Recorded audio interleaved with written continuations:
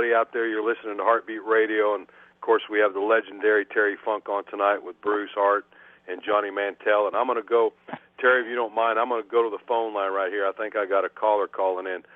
Hey, welcome. You're on Hart Beat Radio with Johnny Mantell, Bruce Hart, and the legendary Terry Funk. How are you tonight? I'm doing great. Terry, how are you doing? Doing good. Who's this? Meltzer. That's exactly who I thought it was. What are you up to, Dave? I'm actually watching TNA pay-per-view from Japan. Is what I'm doing right now. You are. Yeah. That's wonderful. What have you been up to? Just normally, following wrestling like usual. Yep. Just doing a lot of history. Actually, I've been doing a lot of studying, believe it or not, the last couple of days on the 60s and 70s, from like 60 to 85. Just going through all kinds of records. Just a lot of just interesting stuff in different places. And it's funny when you look at like how much and you know this, and you guys were probably talking about how much wrestling there was, how many guys were wrestling in that era, like early 80s. My God, look at all those places between Japan and Mexico and Puerto Rico and dozens and a couple dozen territories in North America, and so many of them doing really good business all at the same time. At the same time, and yeah. if you added up each and every territory, because there were, I think, 30-some territories. Let's just say 30-some, all the way across the United States and Japan and wherever else that you wanted to bring them in, Germany and England or whatever. But if you added them all up, as you had about you average, and if you just average 800 people a night at each of those places, you'd be doing more business than they are today. Way more. I mean, absolutely, man. Way more. There were arenas, in Memphis and Mexico City and Tokyo, where I'm guessing in just those cities alone, they were doing probably half of what we're doing, or almost probably just under half of what we're doing worldwide today.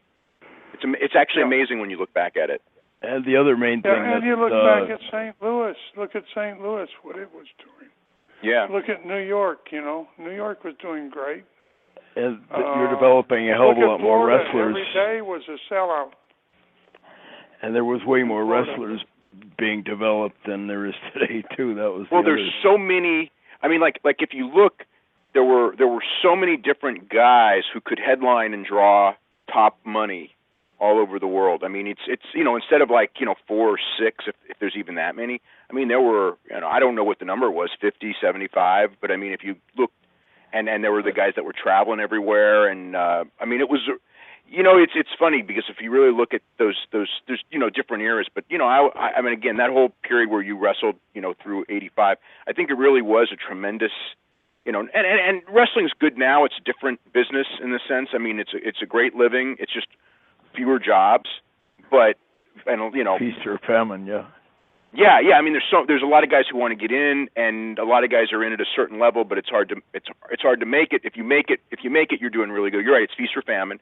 Whereas then it may not be as much of a feast, but there were so many guys and really good. If I remember back at those guys, really good workers, really good wrestlers. That and also they're more varied. I mean, it wasn't everybody. I don't say everyone the same, but you learned different things when you went from place to place. You learned a little bit. That was part of the beauty of it back then, is every territory had a different style. So you'd get a guy from Amarillo and you'd bring a guy in from there, and they would add flavor, and we'd send a guy like Dynamite Kid down to Portland, and he would add a flavor, and then you'd bring in like David Schultz and Honky Tonk from Tennessee, and they would.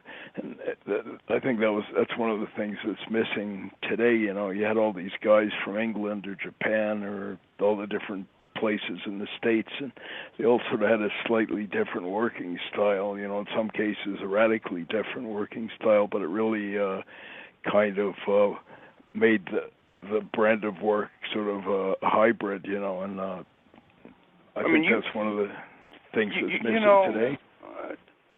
You had that up there, where with all those guys from England and Japan coming over, to go with your own style, and those guys, that came out of your area, so many of them learned that different style. So when they went, I mean, they were so far ahead. They were ahead of a lot of the pack. Oh yeah, you'd get some guys like Dynamite and Davey, and they would kind of pick up some of the stuff from Schultz or Ron Starr, the Japanese guys, or Bad News, and they would some of those guys would pick up the English style, like Brett and Owen and Benoit and Pillman, and those guys sort of picked up a lot of those different bit of the English, a bit of the Japanese, a bit of the maybe even the Maritimes. Those guys like Leo Burke and them had a pretty good style, and it all made for a pretty good hybrid. That's one of the things I think these days. They're all sort of coming from the same kind of place and staying in the same place. So at times I think you get a bit of stagnation. It doesn't really change that much. I'm glad to see the last few years they've had a few guys coming in like CM Punk and Daniel Bryan and a few of them from some of the indies. But aside from that, most of them are sort of coming from the same basic developmental background or whatever, so it's tough to create that artificially. The one thing that I'd like to say, Dave, is that, and to the people out there, is that I don't think that I ever walked into a match, and I don't think that I've ever talk to I didn't ever go over and talk to somebody on the other side or anything. As of course, the matches were predetermined, but the match was not predetermined. And I think that is one thing that would, I'd walked into the ring and all over the United States, and a lot of other wrestlers did the same thing, walked in the ring and walked out there and went to work.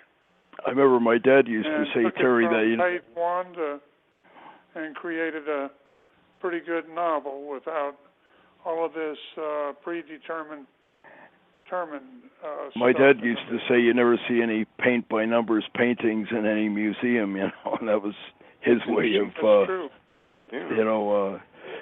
And I remember when you or Dory or Harley and guys like that would come up here, and in most cases you guys had never even seen these guys before you came up here, and you guys would go out and have 60-minute 5-star match and tear the house down, and it was just all improv, and kind of walk into the ring with a total stranger.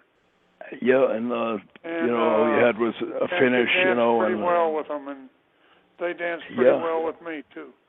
Somebody just give you the finish, and you'd say, how long do you need? And you'd say, 50 minutes, 60 minutes, whatever. And next thing, you guys were out painting this tapestry, and everyone was like on the edge of their seat, and it was... Yeah, some guys painted tapestry. Other guys did.